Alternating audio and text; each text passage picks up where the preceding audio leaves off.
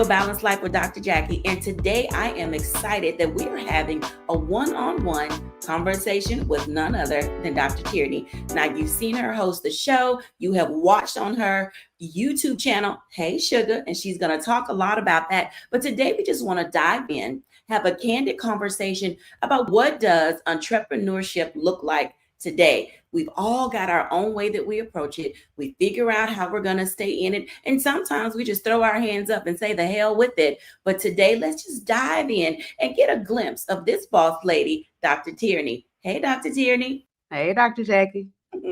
Look, girl, I have been waiting for a while to have this one-on-one conversation with you. I mean, for years we've been talking about doing it, and you are doing a lot of amazing things.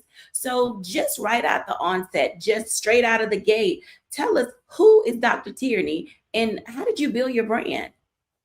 Oh, yeah, absolutely. So, hey, sugars. I am Dr. Tierney, your favorite life coach, consultant, author, professional speaker, media personality. I think to answer that question, I have to go back a little bit. So before there was a Dr. Tierney, there was a Dr. Hodges. Okay. And she was the intellectual, the academic, the higher ed professional. I worked in higher ed for several years with the Department of Education. And that's what I really thought I was going to be doing for, the duration of my life, and got to October of 2016. Actually got to May of 2016. That's when I earned my doctorate degree. That's when I became Dr. Hodges, and got to September of 2016. And that's when I got married. That's when I became Mrs. Hodges Murad, or Dr. Hodges Murad, and got to October of 2016. So May, graduated. September, got married. In October, I lost my good job. Okay. To say the rug was pulled from up under me is an understatement. Sugar, I was depressed. I was anxious. I had no idea what I was going to do. I had lost my sense of self, my identity.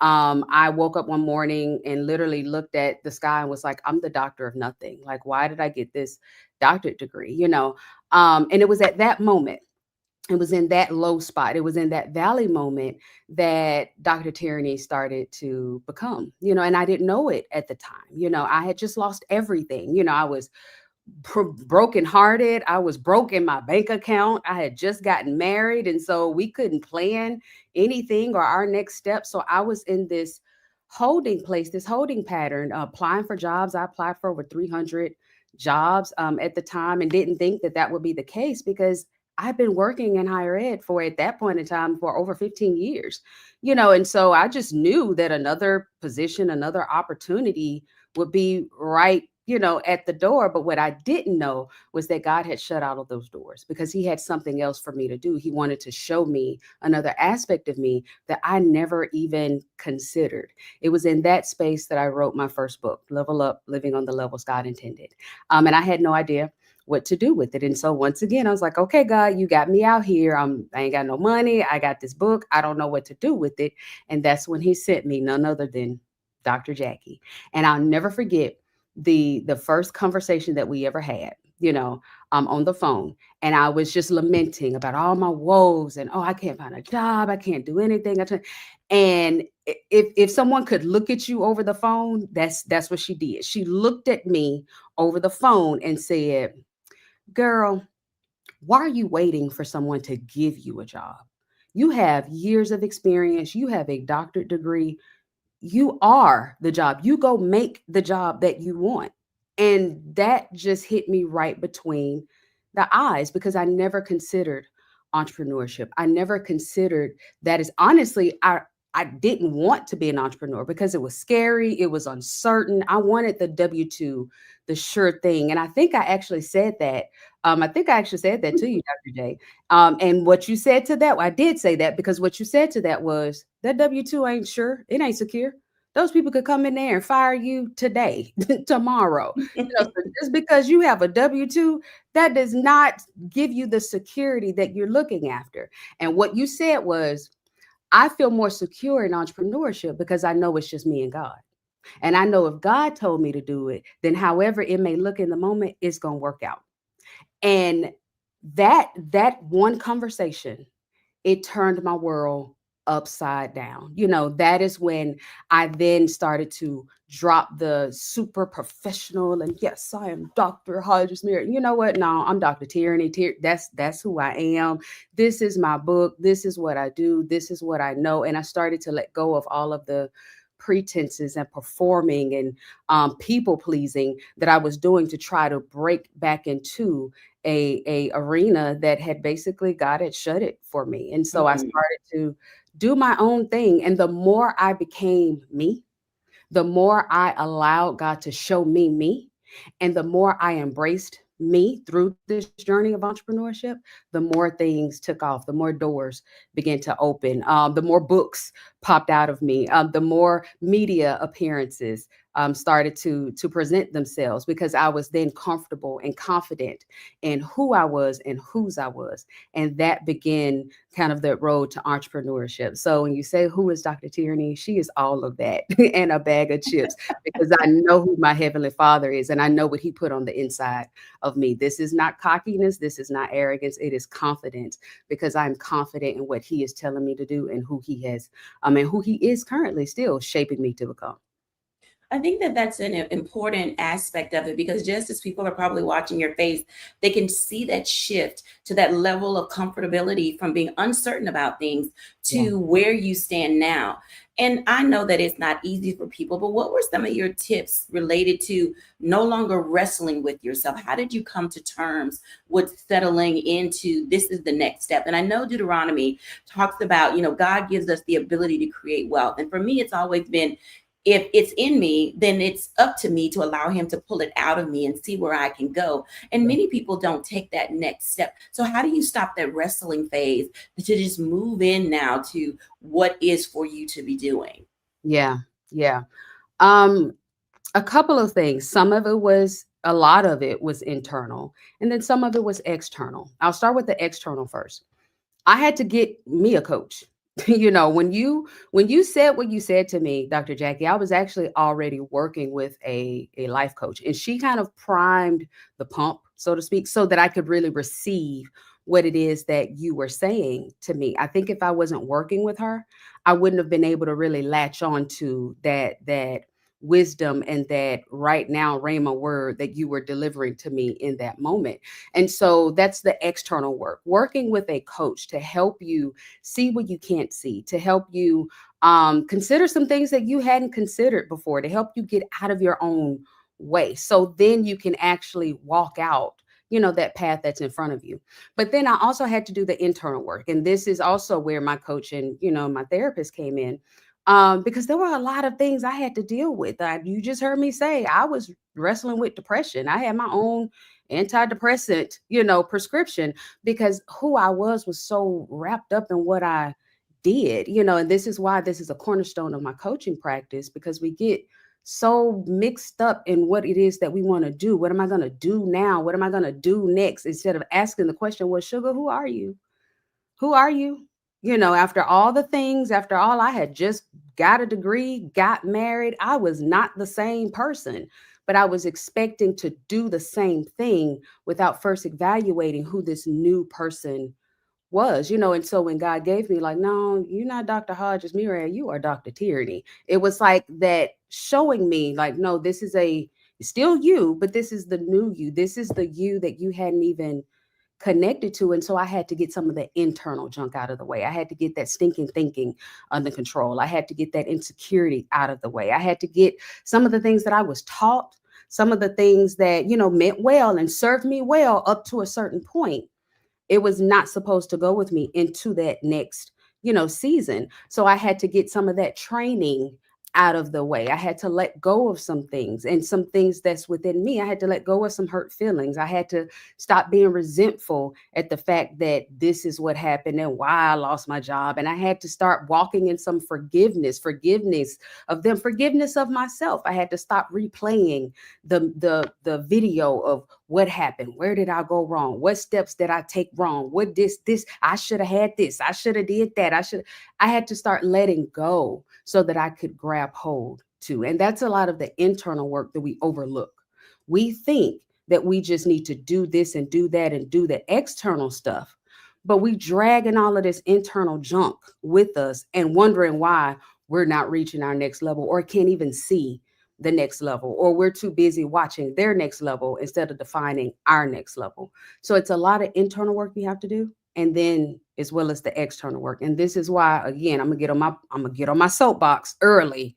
Get a coach, get a therapist, because if I hadn't worked with my coach, if I had not worked with my life coach and my therapist, I would not have been able to be here right now talking to you. So that's the one and the two of what I see that gets in the way and what I had to do to help me to be able to move from where I was to where I wanted to be. So let's talk about that a little bit more, because oftentimes sabotage, self sabotage plays a role in people not being able to pivot. I know a lot of people have been ripped in 2025, and they're trying to figure out what they're going to do. We're, just past this midpoint of this year. How do people take what they know and at least begin to work on the internal hurt, to say, I have to claim my baggage, take my ownership, and then leave some of that mess at the airport or at that other job or wherever? How do they clear their mind so that they can at least hear God speak, so they can move into their next? Yeah. The You just said something. How do they take ownership? That right there, accountability. I think a lot of times we are too busy pointing the finger at other people. What my boss did, what my mama didn't do, what my daddy said, what my friend stabbed me in the back. I think a lot of times we're too busy looking at them, and we're not taking accountability for us. We it's easy to point the finger at them, and we're not saying, what, God told me, I knew that they wasn't right. I should have. Well, you know what? Okay, I didn't do anything to deserve that, but now it's my responsibility to move forward. We have to take accountability for us. It does not matter what they did was wrong. It hurt you. I'm with you, sugar. But this is why the Bible tells us that we are to forgive. Forgiveness is not for them. It's for you. So when we take accountability, even if we didn't do anything wrong, but take accountability for where we are now and where we want to go, take accountability for that forgiveness or our unwillingness to forgive, then that helps us to start opening the door to releasing some of these stinking thinking, self-sabotaging thoughts and feelings that are getting in the way of you actually progressing. Okay. That's the first thing. The second thing, because it's different for everyone. The things that torment us will be different. For some it's fear, for some it's insecurity, for some it's needing that validation, and so knowing what it is that really plagues you, being real with yourself, because right behind accountability, you got to get real with you. You got to get real with your stuff. I know how I get in my own way. I know what are the stumbling blocks that cause me to get distracted and off course. Do you know fully, truly what it is that is getting in your way? Do you know? Can you name that self-saboteur? And if you can't, again, this is where a coach comes in, a therapist, because they will help you point out your patterns, which goes to the third thing. Who do you have around you? Who is in your circle? What are they saying? Are they going after their next? You know, we think that, oh, that's my friend since way back. No, Steve Harvey said all the time, everybody that come with you can't go with you. I dedicated an entire chapter in my first book to this topic of friends. And that's friends, family, foes, the whole nine. Who do you have around you? Because the people that you have around you, the people that are in your team, they are the ones that can make or break you being able to really stay focused, being able to keep your mind focused on what it is that God is telling you to do, to be able to hear from God. Literally, just as we were gearing up for this, and I was plucking with these curls, because sugar, these curls been fighting me all morning. Okay, they look cute, but they've been fighting me all morning, right? So I was just telling Dr. Jacquie that I have a friend who fusses at me She fusses at me something tough. And she's out like, Teddy, you need to be doing because you don't even know what you da da da da da. She can see what I can't see about me. And she fusses at me out of love because that's that iron sharpening that she sees something in me that I haven't seen yet. And she's calling that thing out. She's calling me out into the deep. Do you have people around you that are like that? That will fuss at you in love, that will hold you accountable? Or is everybody in your circle, amen, men and women? Girl, you know, well, I mean, dude, you just got to do. That is the quickest way to get stuck. So if you're not taking accountability, if you don't know what your mess is, and then you got a lot of messy people around you, sugar, I can guarantee you're not going anywhere. You're going to be right where you at. Come next year, come 2026, we're going to find you right in that same spot. So that's how you really get yourself in position to be able to hear from God and to be able to keep moving forward in whatever it is that he tell you to do. Absolutely. When we come back after the break, let's talk a little bit about this entrepreneur's journey and how do you celebrate the wins? Or do you just chalk them up as something that happened and you really don't know how to really allow yourself to enjoy the work and the journey? When we come back after the break.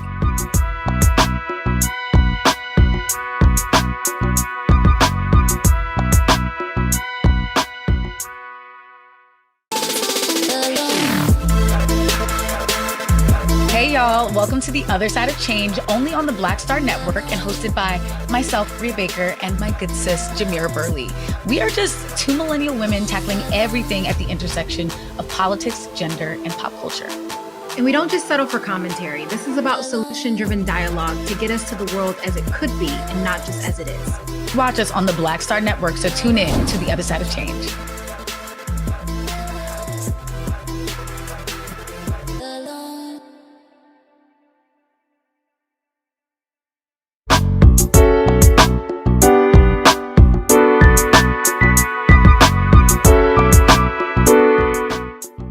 Welcome back, everybody. And I hope that you've got your pen, your pad, your digital device out because we are taking notes. This is a masterclass with Dr. Tierney in this candid conversation on what it looks like to really be on this entrepreneur's journey. Dr. Tierney, let's unpack that for just a few minutes because I'm curious about how people celebrate wins. Because oftentimes people don't like the little things like, oh, this bad thing happened, but something great also happened. We have a tendency to look at the negative because we want the success now. But why is it important to see the small things as wins when you're an entrepreneur? This is so good. Let me come at the gate by saying I understand that it's hard. And it's hard because we live in a world of social media where everybody is posting their wins. Okay. So it's easy to pick up your phone and scroll and see all the amazing things that people are doing. And it can make you feel like you're not doing enough. It can make you feel like you are just failing and flunking. Okay. It can make you feel like a slacker. Okay. The thing is, nobody really posts their losses. Nobody really posts the lessons. Nobody posts when they missed the mark. Nobody posts when their business, didn't secure that contract. Nobody talks about that.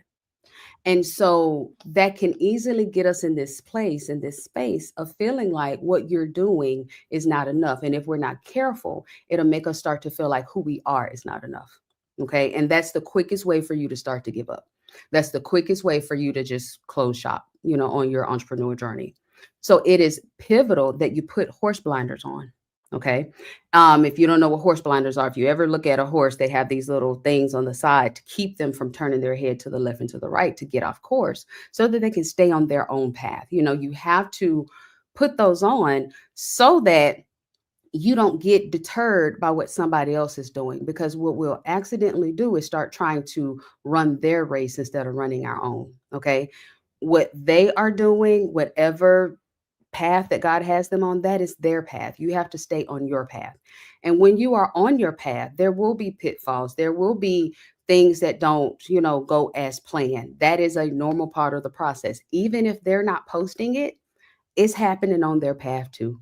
It's some stuff that jumped up and clutched them by the neck and had them gripping their pearls. It's some things that go bump in the night for them as well. Just because they're not talking about it doesn't mean that it's not happening. Sugar, it's happening. Okay.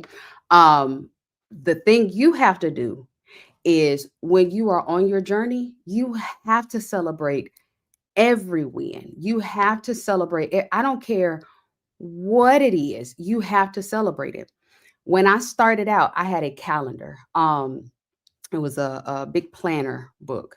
And on in that planner, every day that something, happened for the first, I would say 3 years of my business, I literally wrote what I was celebrating for that day. I sold 5 copies of my book today. I just secured my 10th client today. I just sold my top premier package, coaching package today. I just secured my biggest consulting contract today. I mean, it didn't matter. I got out of the bed at 6 a.m. today. I did not cuss them out today. It did not matter what it was. I made sure to write it in that calendar to celebrate it. Now now let me go spiritual for a second, and why this is also important for, you don't necessarily have to be Christian. Yes, I believe in, that Jesus Christ died for our sins. And so it was important for me to write it down, because there will be moments where when that bad thing happens, I needed to go back and look at how far God had brought me. I needed to go back and literally see it with my eyes, to see that he brought me from no job in the valley, no idea what to do, to selling books, to being on TV, to all these other things. And so when we are in the moment where the thing, whatever the thing is, isn't going right, we need to look back and see just how far he's brought me, just how many times I thought that bill wasn't going to get paid, but hallelujah, I secured that client, and then I could pay that bill and keep the lights on in my business. I wrote it down because I needed to remember it. So that's why it's critical, because when you are in those low moments, what the devil wants to do is come up and tell you what you're not, what you can't do, what's going to fail, what ain't going to work. And you need to have your proof to say, devil, look, because back in March of 2030, he did this, he did that, because it is a warfare. It is a fight. Entrepreneurship, it's a fight, sugar. This is not, it is not easy. So you need to make sure you've got your tools. You need to make sure that you are battle ready. And for a lot of us, it's just holding on to those moments, those little moments, those things that we are trying to just, well, I ain't there yet. No, sugar, it's those building blocks that will help build the business, that will help build the influence, that will help build the media personality that ultimately you're trying to get to. But if we're overlooking it and throwing our blocks away, then it's going to be easy for us to trip and fall and not actually make it. So it's very critical. It is very critical that you celebrate every little moment along the way, because it helps you to keep going. When you think about celebrating, do you go overboard? And I mean this in the sense that people have a tendency in entrepreneurship to run ahead of themselves, like, oh, I got this, so now let me try this thing, without giving what was working an opportunity to really just settle, to make sure that that is the right step, so that way you can see what the next step is. How do people take those building blocks, or how have you taken those building blocks to allow you to say, I know this is my next sure-footed step, without getting into a misstep? Yeah. This is good. These are some good questions, Dr. J. So here again, it's different. It's different for every person. It's different for every entrepreneur. It's different for every industry. So I guess the first thing I would say is, if you are looking for a blueprint for a 1, 2, 3, 4, and all the people that's on social media that say, oh, I can tell you exactly how. No, they can give you an outline, a structure that you then can modify in accordance with what your path is, according to what your business is, according with what your purpose is, according with what God done told you to do. Okay, because there is no exact blueprint that can tell you what to do. Now, having said that, this is where, for me, Sugar, I pray. Talking about what is the secret sauce. Prayer, listening to God, and him telling me when to move, when not to move, because there may be some times when it may be a great opportunity. It may be the most money you have ever seen, and God will say no, and you have to, okay, am I going to listen and be obedient, or am I going to run out there? Because all money ain't good money, sugar. As an entrepreneur, you need to understand that all money ain't good money. You may get over there and it may be hell in a handbasket when you get over there, or it may take you away from the purpose or the direction, or you might get caught up in some stuff. We've recently had a lot of trials happening and a lot of things where people just sincerely wanted to follow their passion and their craft, and they ended up in some situations and some circumstances because it was a great opportunity, and so I can't tell you that, because it's a great, no, sometimes God may say, no, that's not it, or those aren't the people, or that's not the company. On the other end, it may be that he's telling you now is the time to move. And it may look like, God, you telling me what? I don't know if you've been watching the show for any amount of time, you probably heard me say this, that this room that I'm sitting in right now, it was, all of this was purchased at the height of the pandemic. The pandemic happened. I think we got the alarm like around March 2020. And in April 2020, God said, now it's time for you to go and buy. Buy what, Lord? Don't you see the big businesses are shutting down? What do you mean? Go buy what? With what? When? Huh? What do you mean? And that was actually the best time to buy because interest rates were nothing. I mean, everything now has just doubled and tripled in value for those of us who bought in 2020. So prayer is the secret sauce, because God can tell you, he can see out into the future. So he can tell you when to move, when not to move, when to stay, when to go. Okay. The other thing that you want to be mindful of here is that even again, if you're not a believer, give yourself that beat. Give yourself a beat before you do anything. Don't rush into anything. I don't care what it is. And I have found that in business, if someone is ever pressuring you, you got to do it right now, today. Usually that ain't it. That ain't it. If you can't take a beat to think about it, if you can't take a beat to talk to your attorney, if you can't take a beat to do a little more research into it, if you're asking for the data on whatever that thing is and they can't give it to you, sugar, that's a red flag. Okay. So you always want to make sure that you're doing your due diligence on whatever it is, the industry, the company, the revenue of whatever. To talk to your legal team. If you don't have a legal team, you need to get a legal team. Okay. Somebody that can read the legalese for you and make sure you ain't getting yourself caught up in nothing. So you always want to give yourself a beat. Give yourself whatever time, a day, a week, a month, whatever it is, depending on whatever you're negotiating or whatever you're considering, that would dictate the amount of time that you need to take. But give yourself a beat so that way you will know in your know that this is the direction to go. Okay. And we can't always be 1000% sure because things are going to happen. The economy is going to do what it's going to do. But if you can try to mitigate as much of the risk as you can in the beginning and take calculated risk and make calculated decisions, that will help you go a long way in your entrepreneur journey. Absolutely. It certainly will. When we come back after the break, let's talk about that a little bit more. Have you ever wanted to just give up, throw up your hands, toss in the towel, take that shingle down and put it in a drawer? Well, we have all been there, but it's in you to keep moving forward. We'll learn more when we come back after the break.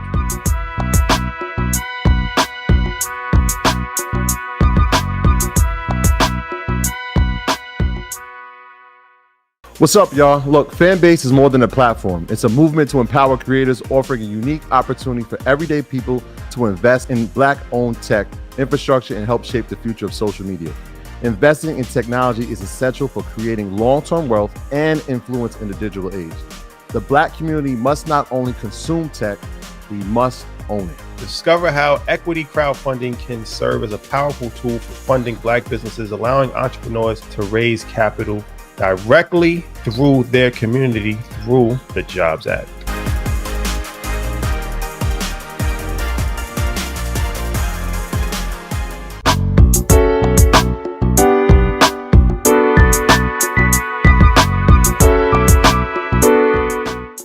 Welcome back, everyone. And as you can tell, being a CEO of one and being your own boss is not for the faint of heart. But there's something in each of us that just calls us and pulls us toward this desire to say, I can make it and I can do it. And I've got something I want to share with the world. So I'm going to ask Dr. Tierney this question because I want to know, Dr. Tierney, have you ever thought about giving up on this entrepreneurial journey? Yes, a whole bunch of times. How much truth, sugar? Because how much truth we want to give them? So let's talk about this for a moment because was there ever a time when you did or have considered giving up, but you know that you've got skill sets that keep you moving forward? So let's talk to our audience about, before you throw in a towel, let's determine what else there is to do. Because I think people give up too soon. Yeah. Okay. Here we go. Buckle up, sugar. So, have I ever thought about giving up? Absolutely. At one point, it was like every day. I gave up every day. I mean, I'm not doing this. I'm folding my arms. I'm not sending no emails. I'm not doing, because I didn't want to do this no way. God, you just got me out here and you done pushed me out here because I wanted to work over here. And I did that for several years. I was a double-minded entrepreneur. Okay. One day I was writing down my successes and, oh, I got it. The next day I was eating popcorn in front of the TV because I ain't doing it. I'm giving up. It was pretty ugly for definitely for the first year. Definitely. That first year was cat raggedy. But by the time I got maybe into the second year, my days of wanting to give up started to decline, and to be completely honest, sugar, I wasn't all the way locked in until maybe year 4. Okay. I've been in business, 6 years now? Like totally like LLC established and all of that. It's been 6 years, going on 7 years. And it was about year 4 before I totally got locked in and totally, now what giving up looked like to me, like I said, sitting in front of the TV, eating popcorn. Lord, if you want this to happen, then you're going to have to do it. You don't need me no way. You can make whatever you want to happen. I had attitude like that. Sugar, can you tell? But the other way I gave up is that I started applying for jobs.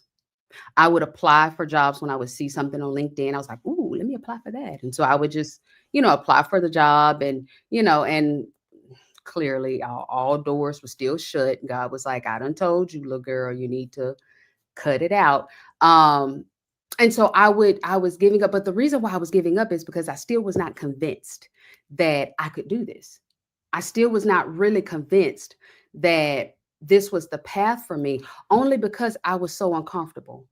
It was taking me through some changes that I did not like. I can now look back and see that those changes and the stretch and the discomfort, it wasn't pain. It wasn't, anything wrong or broken or anything like that. It was just the process that I was going through so that I could see me and truly all that I had more clearly.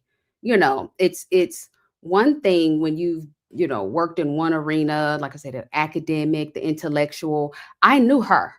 I knew Dr. Hodges. I knew her very, very well. What I did know was that Dr. Tierney is creative. I did not know that she had as much charisma and was as funny as she was. I did not know that. And so it took me going through that, give up, try again, give up, try again, give up, try again, before I fully locked in and decided like, no, I really can do this because I see now all that is on the inside of me, and so I think the biggest piece in the give up process is really you really getting real about why is it that you want to give up? Is it because the money is looking funny? Is it because you're still seeking the validation of others?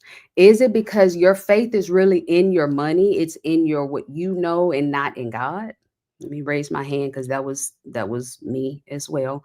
And And so we want to go with the sure thing. We want to go with the thing that we know, because we're really not walking by faith. We're walking by what we feel, and so we have to get real about why are we quitting, and once we get real about why we're quitting and then address that thing, that will help us to keep going. Um, the other thing is, again, going back to who do you have around you? Who is speaking life to you? Who is seeing it even when you can't see it? Who is helping to push you forward, helping you, giving you the encouragement that you need for you to push forward? This is where family and friends can be sometimes our greatest asset and sometimes our greatest weakness, because sometimes we are too dependent on our family to support us, to buy our product, to, and to give us that validation for us to keep going. And then if we don't get it, if we don't get their validation, if our family isn't clapping, then oh, well, no, I must not be good because my own mama didn't, my cousin didn't. And so we expect them to support because we're looking for their validation. And in that case, it can be our greatest weakness, because here's the thing: God didn't give them that idea. He didn't give them that vision. He gave it to you. So sometimes our family just don't get it. My mom comes from that era of you get a good job, you stay there, and you don't leave until you get another good job and you get the gold watch. And, so me doing this, she did not get it. So she trying to explain to her what I didn't even fully understand myself, that God hadn't really explained to me, she didn't get it. So she couldn't really she was like, okay, you sure?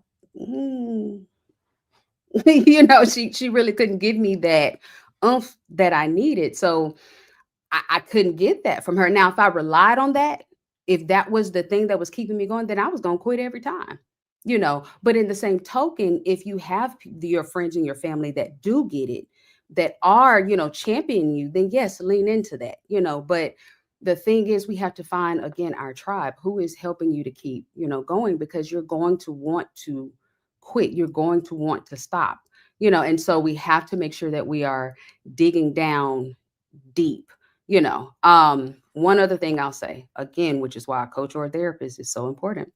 Entrepreneurship will pull out of you emotions, feelings, triggers, and traumas that you did not know were there. Fears that you did not know were there, because it is such an emotional process. And so you have to face the fear, you have to face that emotion, you have to face whatever that trauma and that trigger is if you want to keep going. So a lot of times we want to quit because of whatever that thing is that we hadn't dealt with, that when we were in our 9 to 5 or we were on the safe road, it didn't pull that thing out. It didn't pull out that insecurity. It didn't pull out that need for validation.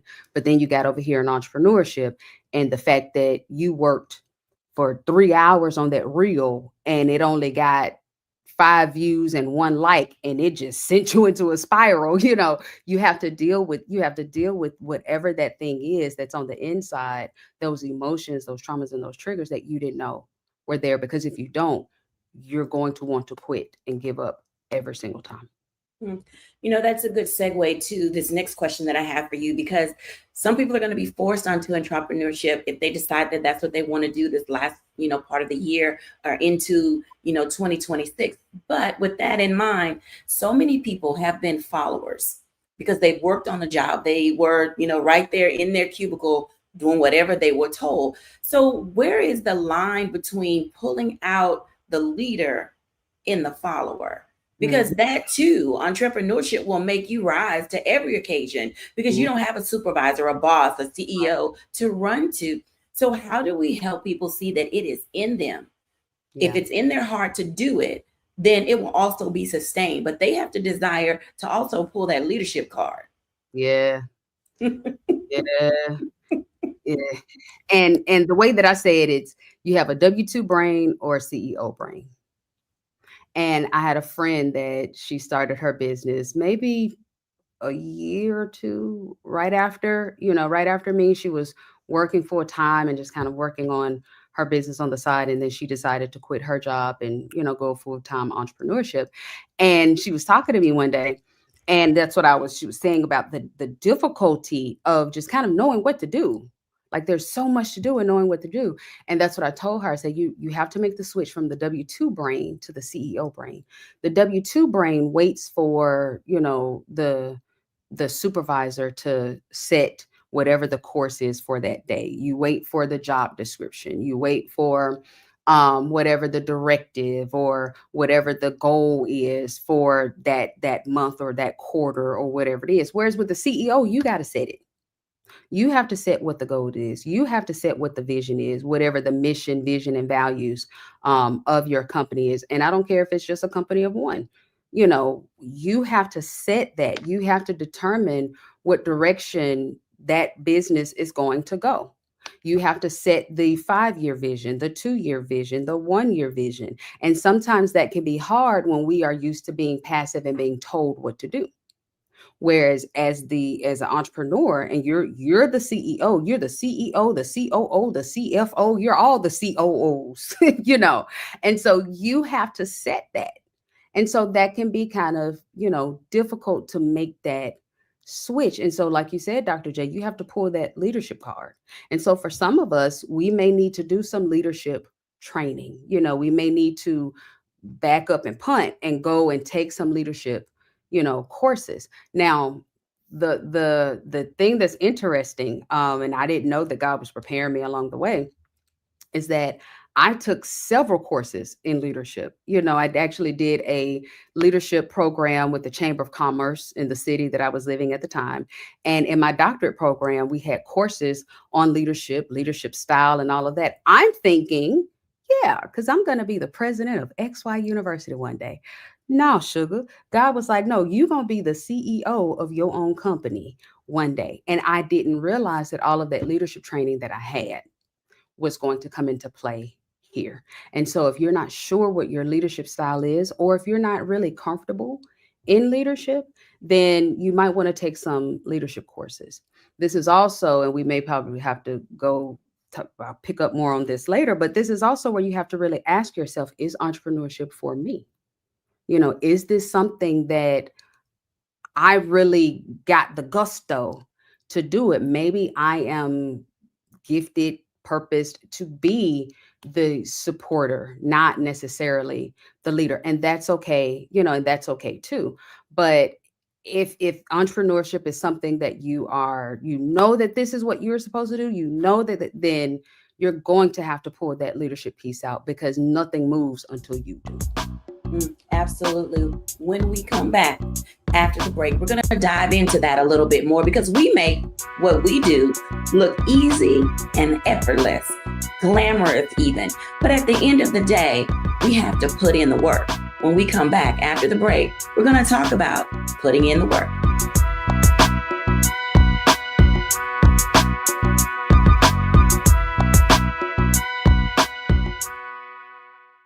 Hello, I'm Isaac Hayes III, founder and CEO of Fanbase, and I'm here with a very important message. We are at a turning point in the Black community where we must have equity in the apps we use that scale to billions of dollars. But this time, we own the infrastructure, we own the culture, and we shape the future. And Fanbase is the future. Fanbase combines the free functionality of Instagram, TikTok, and YouTube into an all-in-one platform built for the evolution of social media and monetization. With over 1.4 million users, that's real proof that we are shifting the conversation of tech ownership and equity for creators. So right now, I want you to go to startengine.com/fanbase and invest today. The minimum to invest is $399. That gets you 60 shares of stock in Fanbase at $665 a share. This marks a turning point in Black ownership of social media. If we don't take this opportunity to own social media right now, we will always be customers to our own creations. And that can't go on. So once again, go to startengine.com/fanbase and invest today. We must own the platforms where our voices live, our stories matter, and where our culture drives the world. Thank you.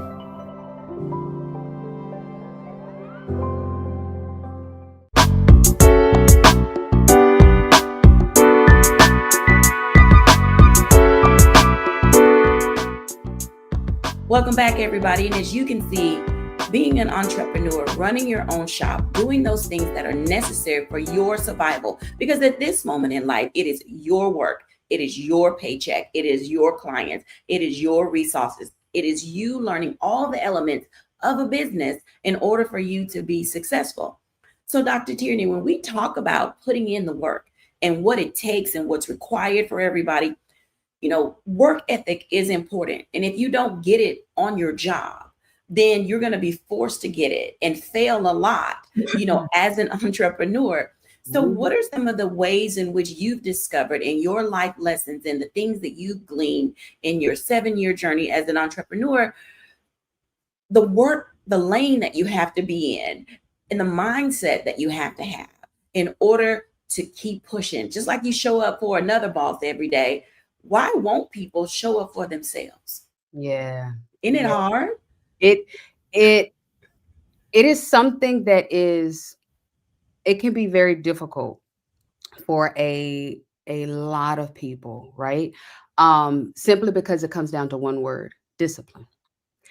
This was not something that was very hard for me because I'm very and have been very disciplined. Even when I was working on my doctoral degree, when I was in the research, and dissertating phase of it, I gave myself self-imposed deadlines, not because my dissertation chair gave them to me, but because I knew I needed to have chapter 1, 2, and 3 done so that I could go ahead to my proposal defense. So I would set these self-imposed deadlines. I have to have this done by March the 1st. And so my dissertation chair was like, where did you get that deadline from? It's a deadline I gave to myself, because I'm not about to sit here and be ABD, all but dissertation. We have a goal that we have to, achieve. And as an entrepreneur, that is how you have to do yourself.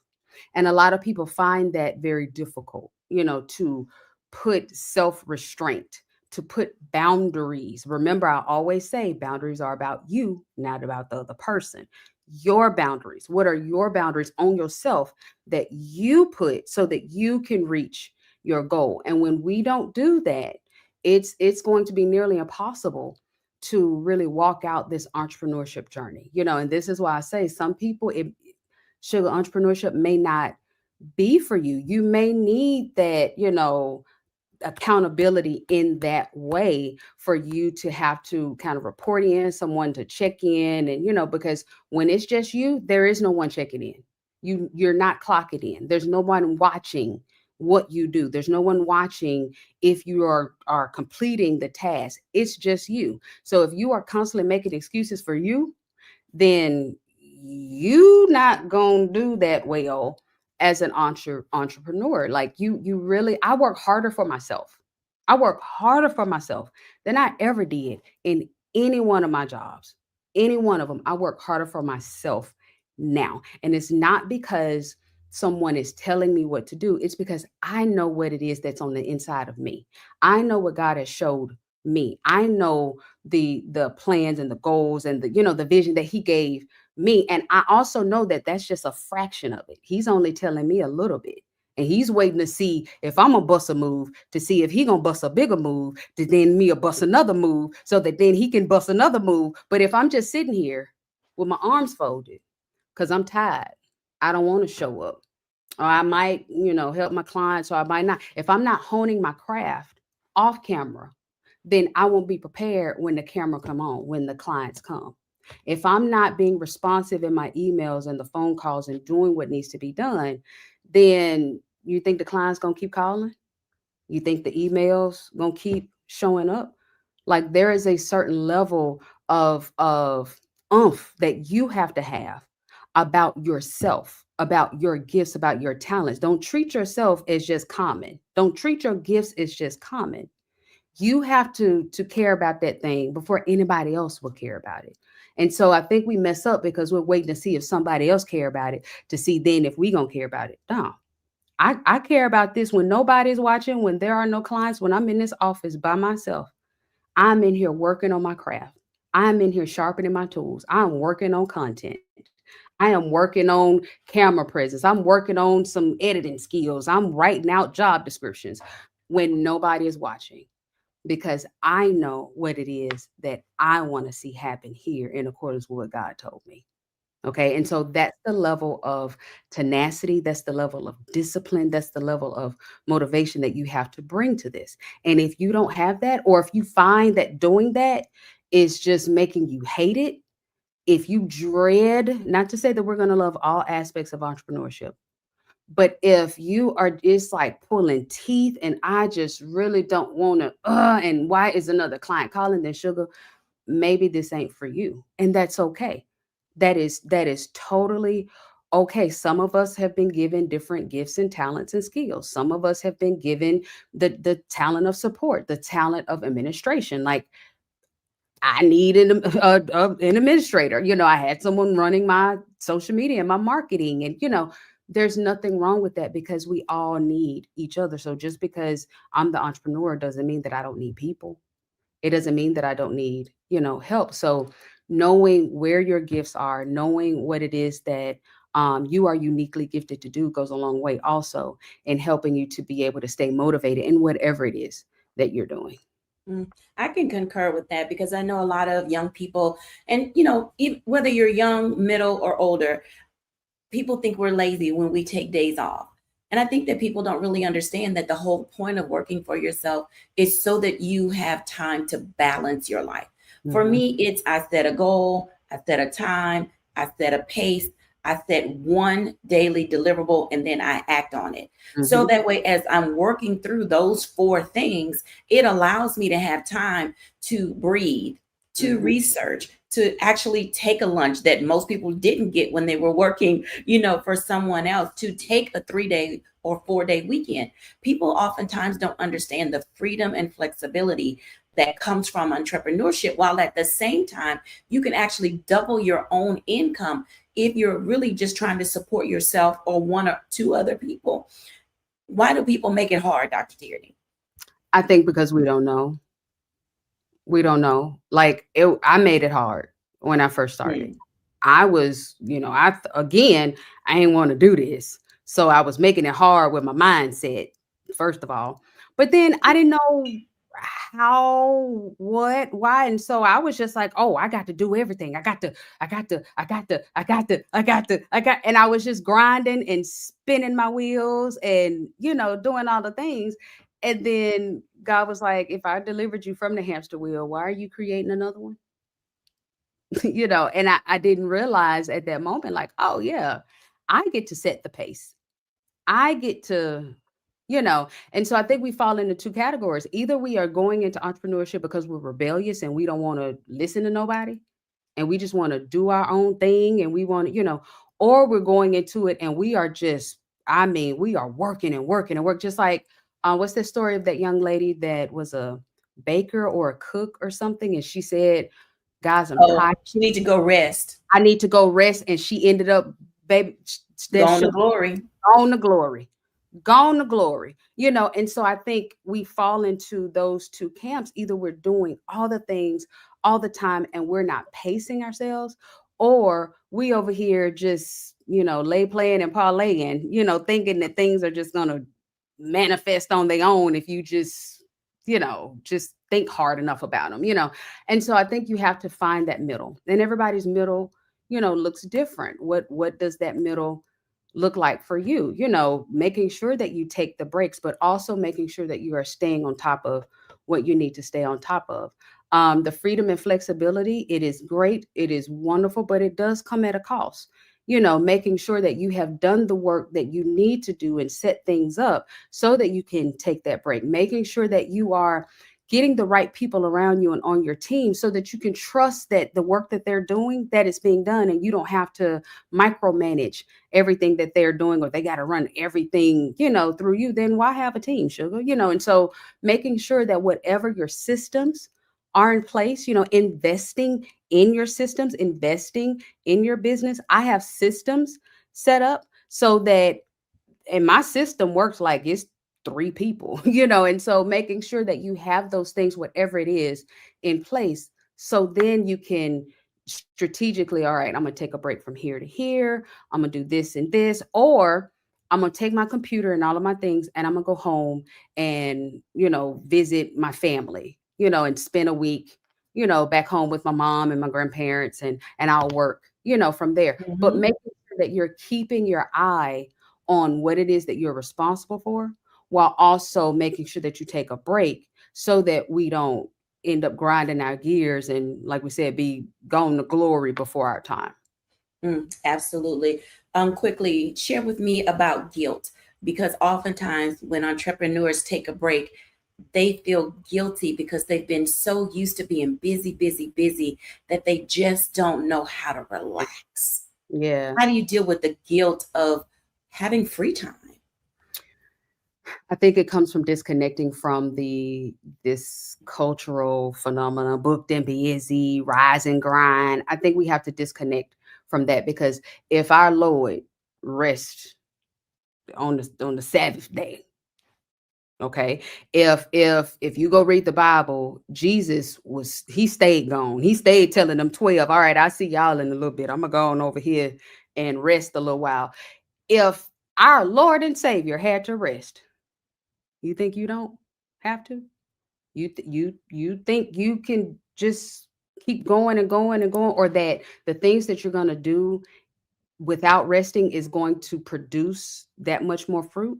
Honestly, I am better after I've taken a break. Once you've taken a break, you've had time to rest, refresh, recharge. It allows your creative juices to flow. It gives you a different perspective on some things. It allows you to live. And so then you have different experiences. And I don't care if you are a creative, a musician, a author, or if you have a baking business or, a construction company. We all need that fresh idea, that fresh innovation, that fresh wave. And we won't get it if we're constantly going and going and going. So when we take a break, it gives us that time to get that fresh wind, that fresh wave, that second wind, so that we can be even more effective in our business. And so when we prescribe to these notions of that we have to keep going, that, if you're sleeping, then you not work, then yes, we're going to feel guilty, because in that guilt, we're comparing ourselves to what somebody else is doing, or what we think they're doing, or how we think that they're working. And they may be working that way. But again, we just said the young lady that was grinding, it took a toll on her body. So you never want to compare yourself or feel guilty for not doing what you see somebody else is doing. Because again, you don't know their path. You really don't even know if it's working for them. You don't know if they're grinding that way because they're insecure.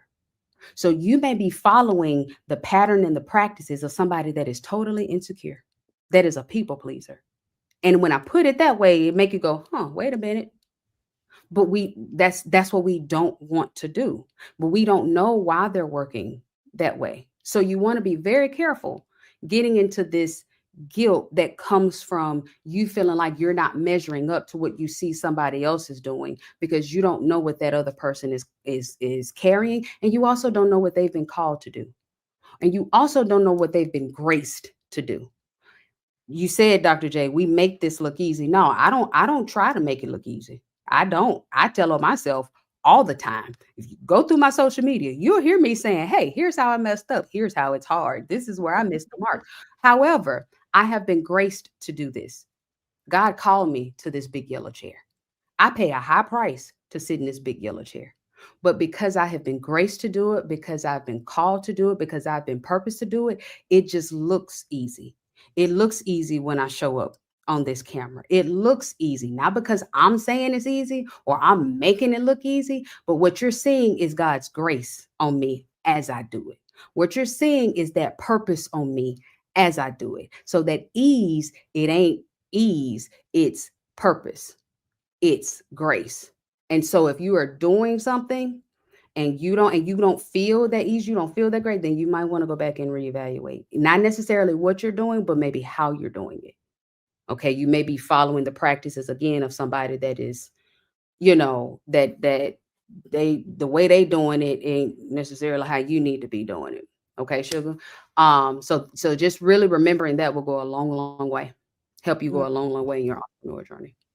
Absolutely. So this is what it looks like when people are ready, when they're called upon. When we come back after the break, Dr. Tierney is going to give her reflection on some of the ups and downs of entrepreneurship, but also just what it means to really settle in to who you are and do what you're called to do. We'll be back in a moment after the break.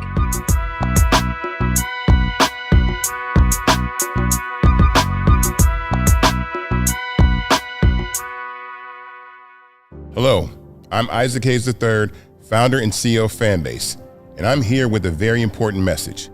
We are at a turning point in the Black community where we must have equity in the apps we use that scale to billions of dollars. But this time, we own the infrastructure, we own the culture, and we shape the future. And Fanbase is the future. Fanbase combines the free functionality of Instagram, TikTok, and YouTube into an all-in-one platform built for the evolution of social media and monetization. With over 1.4 million users, that's real proof that we are shifting the conversation of tech ownership and equity for creators. So right now, I want you to go to startengine.com/fanbase and invest today. The minimum to invest is $399. That gets you 60 shares of stock in Fanbase at $665 a share. This marks a turning point in Black ownership of social media. If we don't take this opportunity to own social media right now, we will always be customers to our own creations. And that can't go on. So once again, go to startengine.com/fanbase and invest today. We must own the platforms where our voices live, our stories matter, and where our culture drives the world. Thank you.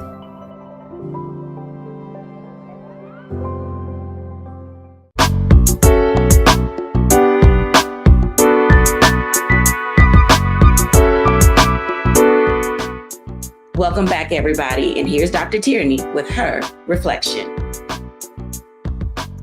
Sugar, if you are thinking about entrepreneurship, if you are ready to leave your 9-to-5 and stick a toe in the entrepreneurship pool, don't be afraid. Don't be scared. Even if no one around you or in your family has done it before. Sugar, there are a lot of entrepreneurs that have done it, that are doing it, and have found total success and happiness with it. But I want you to know, before you jump out here, know that it is some work that goes into it. And not necessarily the work in the business itself, but some inner work. Sugar, you have to make sure that your reasons for doing it are pure, that what it is that you want to do, that it's what you want to do and not what you're seeing somebody else, do. And you have to be ready to serve. Okay. Entrepreneurship at its core, it's service.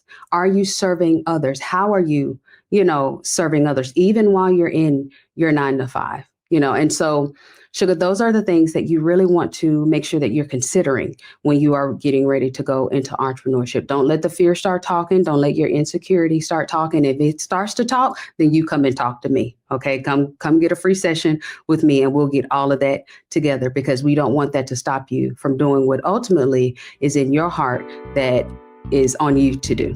Okay, Sugar? It's been wonderful talking to you, Sugar.